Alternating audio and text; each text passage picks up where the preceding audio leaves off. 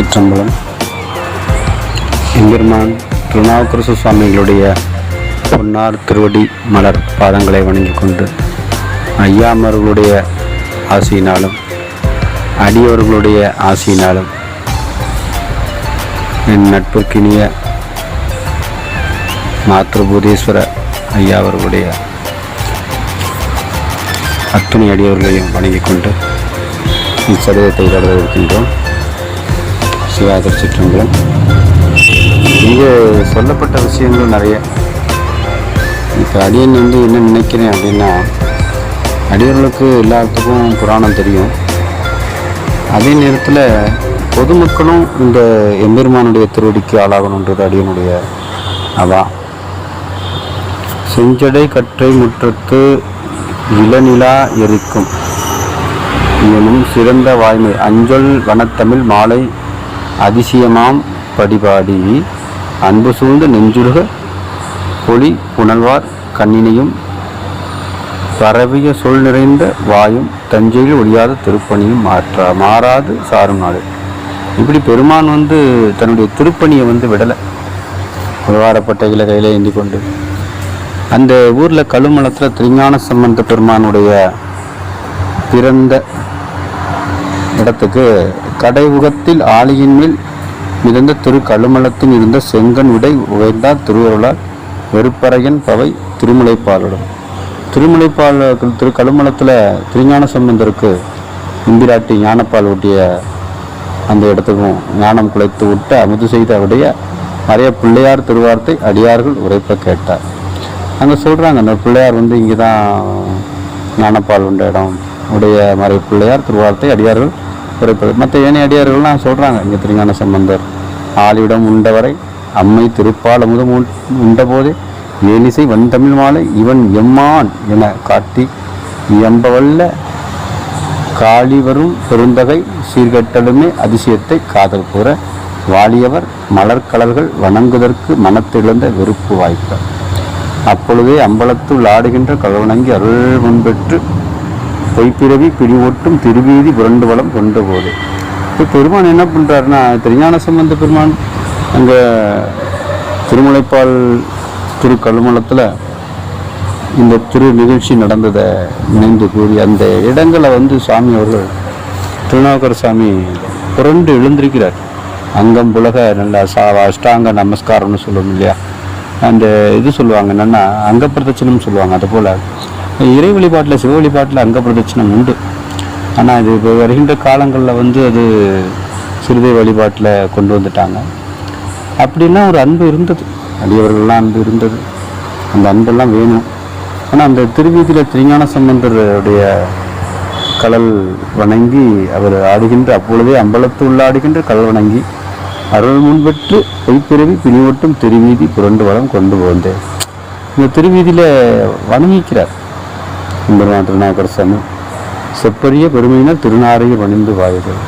அங்கே திருநாரை தரிசனம் பண்ணுறாரு. தொண்டர்குலாம் படைசூழ தொழுத கரத்தோடு நீர் நுழைந்த கோலம். சாமி சாதாரணமான விஷயங்கள் ஆட்படலை. அவர் இன்னும் சொல்கிறது, திருநாரையூர் பொல்லா பிள்ளையார் வணங்கிக்கிறாங்க. அந்த அடியவர்கள்லாம் நாவுக்கரசர் சுவாமிகளோட கூட நிறைய அடியவர்கள்லாம் ஒன்று சேர்ந்துட்டாங்க. ஏன்னா அடியாருக்கு அடியர்னு வணங்குறாங்க இல்லையா. திருநாவுக்கரசர் சுவாமி வராருன்னா சாதாரண விஷயமா இல்லையே. அற்புதமான கரத்தோடு நீர் நிறைந்த கோலம். அது சுவாமி என்ன பண்ணுறாரு, திருநாவுக்கரசர் உடலெல்லாம் அங்கம் முழுதும் திருநீரை பூசிக்கிறாங்க. இந்த அங்கம் முழுதும் திருநீரை பூசும்போது ஒரு இன்பம் கிடைக்கும் பாருங்க, அது சொல்லற்கரிய பிறவி. திருநீர் பூசி பாருங்களேன் தயவு செய்து. ஏனி அடியவர்கள்லாம் அந்த திருநீர் பூசி பார்த்தீங்கன்னா தெரியும். அதாவது சிவபக்தருக்கும் சிவனடியாருக்கும் நிறைய வித்தியாசம் உண்டு. சிவத்தை வழிபட்டே ஆகணும். இன்னைக்கு என்ன மழையாக இருந்தாலும் சரி, என்ன வெயில் அடித்தாலும் சரி, இடியே விழுந்தாலும் சரி, சிவத்தை வழிபடுறவங்க சிவனடியார். சிவத்தை இன்னொரு நாள் வழிபடலான்றவங்க சிவபக்தர் மனசால வழிபடுறாங்க. ஆனால் எல்லாத்துக்கும் ஒரு காரியம் உண்டு. அந்த காரணத்தைப்படி பார்க்க போனால் திருநாவுக்கரசு சுவாமிகள் தன்னுடைய இளமையை என்றைக்குமே இறைவனிடத்தில் தெரிவிக்கப்படலை. அவர் வணங்குதல் பொருட்டே இருந்திருக்கார். அப்படி வணங்கும் பெருமான நம்ம வணங்கி வாழ்த்துறதுல நல்ல பேர் பெறுவோம். ஈண்டு வரும் திருளுதோ எம்பிரான் அடியவருக்கு ஈண்டு வரும் வினைகளுக்கு எம்பிரான் உளன் அப்படின்னு சரித்திரத்தில் சொல்லப்படுகின்றது.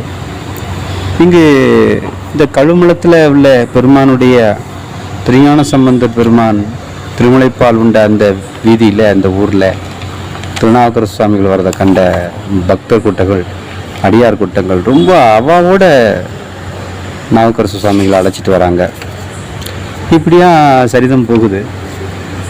நாம் சிந்திக்க வேண்டியது ஒன்றே ஒன்று, எந்த ஒரு காலத்திலையும் எம்பெருமானுடைய திருவடியை மறக்கக்கூடாது. ஏன்னு சொல்கிறேன்னா, அடியன்லாம் அதுக்கு ஒப்பானவனான்னு தெரியல. இருந்தாலும் கூட அடியன் எண்ணுகின்றது என்னென்னா, இது சாமி ஒரு பாடலில் சொல்லுவார், அது எண்ணுகேன்னு சொல்லி எண்ணுகிறோம் எம்பெருமான் திருவடி எண்ணில 1 வாசல் வைத்தாய் ஒக்க அடைக்கும் போது உணரமாட்டேன் புண்ணியா நின்னடிக்க போதுகின்றேன் பூம்புகழூர் மேவிய புண்ணியனை பெற ஒரு முக்தி ஸ்தலம்.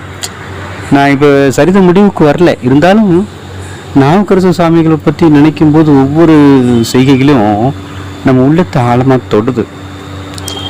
அந்த உண்மையிலுமே சொல்கிறேன், அந்த விடியற் காலில் எழுந்திரிச்சு நெற்றியில் விபூதி பூசுறது ஒரு அலாதி இன்பம். அது எப்பேற்பட்ட அடியனுக்கு கூட இந்த உள்ள சில விஷயங்களை சொல்லணும். கொரோனா டயத்தில் எல்லாத்தையும் கொரோனா தாக்குச்சு, உண்மைதான்.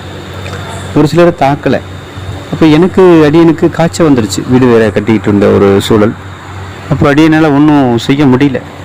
நான் வீட்டில் எல்லாத்தையும் சொல்லிட்டேன், அம்மா எனக்கு ஒரு மாதிரியாக இருக்குது, தயவுசெய்து என் பக்கத்தில் யாரும் வராதிங்க, நான் 3 நாள் தனிமையில் இருக்கேன்னு சொல்லிவிட்டு அந்த விபூதி, அப்போதைக்கு அடியன்ட்ட பசுஞ்சான விபூதி கிடைக்கல. இந்த காலங்களில் கொஞ்சம் அரிதாக இருந்தது, மக்கள்லாம் வெளியே வர்றது ரொம்ப அஞ்சினாங்க. அப்போ அந்த கொரோனா டயத்தில் அடியன் என்ன பண்ணேன்னா, ஜவ்வாது பழனி விபூதியும் நம்ம பசுஞ்சான விபூதியும் ஒன்றா மிக்ஸ் பண்ணி ஒன்றா கலந்து அது நீரில் குழச்சி 3 நாள் நல்லா உடம்புல பூசிட்டேன். எங்கேருந்து காய்ச்சல் வந்துச்சு, எங்கேருந்து போச்சுன்னே தெரியல. அப்படி இந்த நம்மளை உடம்பை பாதுகாத்துக்கிறதுக்காக தான் விபூதி பூசணும்னு கிடையாது. விபூதின்றது ஒரு கவசம். அந்த விபூதியை பூசிட்டோம்னா நமக்கு இருக்கிற ஒரு பாதுகாப்பு ஒரு எதுவுமே இல்லை. திருஞான சம்பந்தர் பதிகத்தில் கூட சொல்லுவாங்க, மந்திரம் ஆவது நீர் வானவர் மேலது நீர். ஏன் அடியே நித்தனையும் சொல்கிறேன் அப்படின்னா, இந்த நாவுக்கரசர் சுவாமிகளுடைய ஒரு ஆட்பட்ட திறம் ரொம்பவும் கடுமையானது. அது எத்தனையோ முறை அவரை துன்புறுத்தினாங்க. கட்டுணை ஊட்டியோர் கடலை வாச்சின்னு மற்றுணையாவது நமச்சிவாயன்னு சொன்னார். இன்னும் சில வர சரிதங்களில் அப்பூதியடிகளை சந்திக்க போகிறாரு. அங்கே ஒரு விஷயங்கள் தூரல் கூட்டப்பட இருக்குது. அதனால் அடியவர்களாகி உங்களை அடியன் மனமொழி மெய்யால் வணங்கிக்கிறேன்.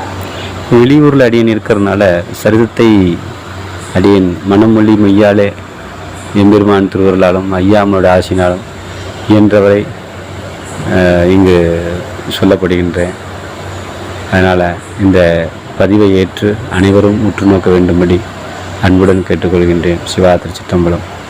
ஐயாமா பொன்னடிகள் போற்றி போற்றி. சிவாய நம. வருகின்ற காலங்களில் திருஞான சம்பந்தருடைய